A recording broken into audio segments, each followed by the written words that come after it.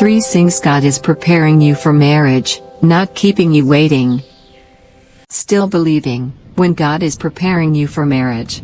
Emma often wondered if God had forgotten her. She wasn't bitter, just tired. Tired of weddings, tired of well-meaning advice, tired of praying the same prayer year after year. Some nights, she whispered through tears, "Lord, am I waiting? Or am I being left behind?" But what Emma didn't realize was this truth: God was not keeping her waiting, He was preparing her. And He was doing it through 3 quiet signs she almost missed. Sign 1, God was working on her heart. One season, Emma noticed something strange. Her prayers slowly changed. She stopped asking, "When will I meet the one?" and started praying, "Lord, make me whole. Heal what I don't even see."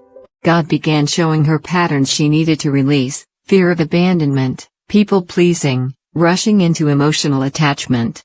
He taught her how to love without losing herself, how to set boundaries without guilt, and how to find joy in His presence alone.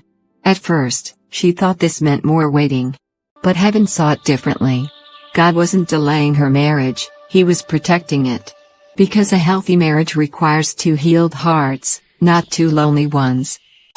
Sign 2, God was removing the wrong connections. Then came the goodbyes. Some relationships faded without drama.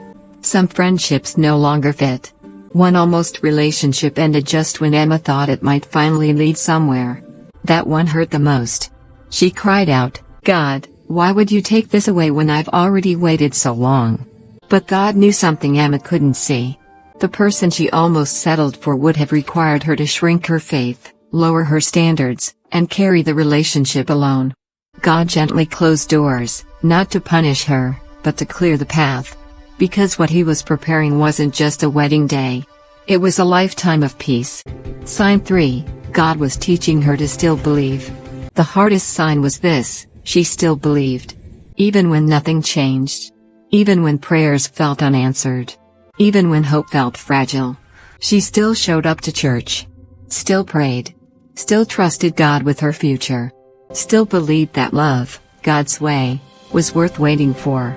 That faith, quiet, steady, unshaken, was not weakness. It was evidence of preparation. Because marriage built on faith doesn't begin at the altar. It begins in the waiting. The moment of understanding.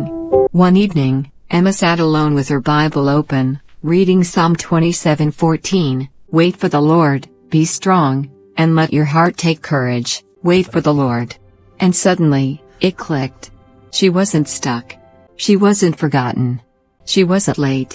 She was being led. God wasn't asking her to wait without purpose, He was shaping her into the woman who could recognize, receive, and sustain the love He was preparing. Still believing. If you're still waiting. If you're still hoping. If you're still believing. Heavenly Father, grant me peace and strength. I trust in your guidance tonight. Take heart. God does not waste seasons. He does not tease His children with delay. And He does not prepare blessings without preparing people. Your waiting is not empty. Your faith is not unnoticed. And your love story is not late. God is not keeping you waiting. He is preparing you for something far greater than you imagined.